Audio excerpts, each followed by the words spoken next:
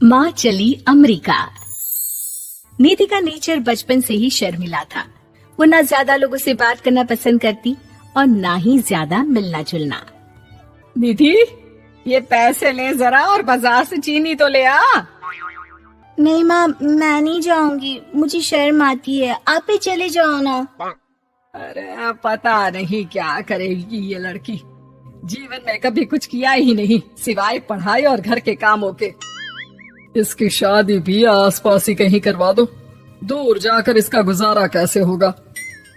निधि सुनती सबकी, समझती भी, लेकिन चुप करके रह जाती। एक दिन पिता के दोस्त अपने परिवार के साथ निधि के घर खाने पर आते हैं। उनकी बेटी बहुत ही स्मार्ट होती है। निधि बेटा, वीणा के साथ बात करो, देखो अंकल की बेटी भी आई है उनके साथ। निधि वीणा के साथ वहीं बैठ जाती है। चलो ना अंदर चलते हैं, यहाँ कहाँ बड़े लोगों के बीच बैठे। निधि माँ की तरफ देखती है और अंदर चली जाती है। वैसे मैंने ना अपना चैनल खोला है, तुम सब्सक्राइब करना उसमें। मैं ना ब्यूटी और फैशन की बात करती हूँ, ये देखो। ओह, इतने सारे लोगों के सामने तुम कैसे इतना बोल लेती हो? मुझे तो बहुत शर्म आती है। अरे शर्म कैसी। खैर, सीधी सादी सी निधि, उसकी शादी हो जाती है राकेश से। राकेश एक स्मार्ट लड़का था, उसे घूमना फिरना पसंद था, लेकिन निधि का शर्मिला व्यवहार वो समझ जाता है। अरे निधि, घर से बाहर क्यों नहीं निकलती?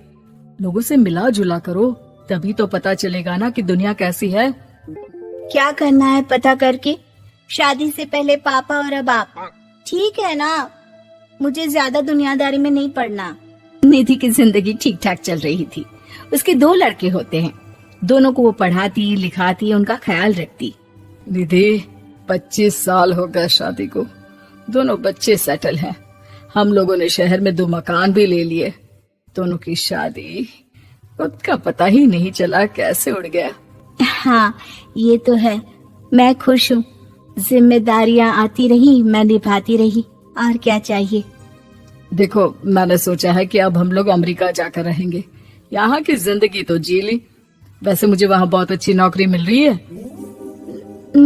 मैं कैसे चलूंगी, मुझे वहाँ का कुछ नहीं पता। अब तो जानते हैं ना कि मैं घर से बाहर ही कम निकलती हूँ। अरे तो क्या हुआ, वहाँ भी घर में ही रहना है ना, मैं हूँ ना, नौकरी करूँगा। निधि मान जाती है और पति के साथ अमेरिका चली जाती है। माँ, तुम्हारी बहू को बच्चा होने वाला है, तो क्या तुम 2 महीने के लिए यहाँ आ सकती हो? मुझे तुम्हारी बहुत जरूरत है, मैं टिकट भेज देता हूँ। हाँ, ये तो बहुत खुशी की बात है। मेरा भी मन सबसे मिलने का कर रहा था, पर क्या माँ पर? अब मैं आऊंगी कैसे? पापा से बात करती हूँ। देखो माँ, प्लीज बहाना मत बनाना, तुम जानती हो ना इस वक्त में मैं किसी पर भरोसा नहीं कर सकता हूँ। निधि पति को सारी बात बताती है। क्या आप भी चलेंगे? निधि, आने जाने में बड़ा खर्च हो जाएगा, ऊपर से मुझे यहाँ छुट्टी नहीं मिलेगी। बहू पर वक्त ऐसा है कि तुमको तो जाना ही पड़ेगा। मैं अकेले दुकान तक तो नहीं जा पाती, इतनी दूर भारत कैसे जाऊंगी, मुझसे नहीं होगा। लेकिन सबके कहने पर निधि को जाना ही पड़ता है। एयरपोर्ट में घबराई निधि एक मुसाफिर से कहती है, मैं ना भारत जा रही हूँ, दिल्ली जाने वाली फ्लाइट। सब मिलकर निधि की मदद करते हैं और फाइनली निधि भारत पहुंच जाती है, जहां बेटा उन्हें घर ले आता है। वाह माँ जी, यहाँ तो मैं भोपाल तक नहीं जा पाती, आप अमेरिका से आ गई। भाई चालाकी तो औरतों में होनी ही चाहिए, यहाँ हम बुद्धू के बुद्धू रह गए। निधि इतनी दूर और लंबा सफर करके थक जाती है, वो चुपचाप बैठ जाती है। बैठना नहीं है माँ जी, बच्चा पकड़ना है, ये लीजिए। और हाँ, घर का काम तो मैं करूंगी नहीं, जानती है ना शरीर कच्चा सा है, तो मुन्ने को सुलाकर कुछ बना लीजिएगा। निधि को बहू का व्यवहार बहुत बुरा लगता है। जैसी भी थी, पिता और पति की हमेशा लाडली रही थी निधि बेटे की तरफ देखती है। माँ, वो काम वाली कोई मिल नहीं रही है ना, मैं देखने की कोशिश तो कर रहा हूँ, जैसे ही मिल जाएगी वो संभाल लेगी सारा काम। अरे कैसी बात कर रहे हो? जब पहले मैंने कहा था कि अमेरिका से इनके टिकट में जो पैसा खर्च कर रहे हो उतने में नौकरानी रख लो, तो नहीं, मेरी बात पर विश्वास नहीं था। कि ना ना कोई मेरे बच्चे को अच्छे से नहीं संभालेगा। अब इनका भी खर्चा और नौकरानी का भी खर्चा। अरे ना जी ना, मैं नहीं संभाल सकती। निधि जैसे तैसे 2 महीने रहकर वापस अमेरिका चली जाती है, लेकिन वहां जाते ही जैसे राकेश उसे देखता है उसके गले लग जाता है। ये क्या हालत बना रखी है निधि, कैसी लग रही हो? खाना नहीं खाती थी क्या? क्या हो गया?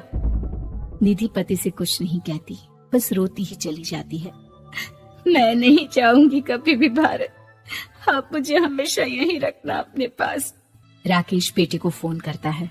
तुम्हारी माँ की जो दुर्दशा करके तुमने भेजा है ना, मुझे पता होता तो मैं अपनी बीवी को कभी तुम्हारे पास नहीं भेजता। पापा, आप तो रीना का नेचर जानते हैं ना, वो माँ पर हावी रहती थी, अब मैं तो ऑफिस चला जाता था।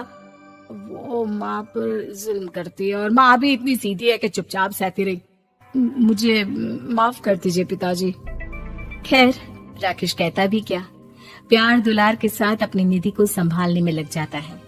लेकिन कहते ना, वक्त हमेशा एक सा नहीं रहता। अमेरिका में ही राकेश की मृत्यु हो जाती है और निधि अकेली रह जाती है। बड़ा बेटा कहता है, माँ भारत चलो ना, हम लोग साथ रहेंगे। निधि को जैसे ही वो सब सीन्स याद आते हैं वो परेशान हो जाती है। समझ में नहीं आता कि पति के बिना अब जीवन कैसे चलाएगी।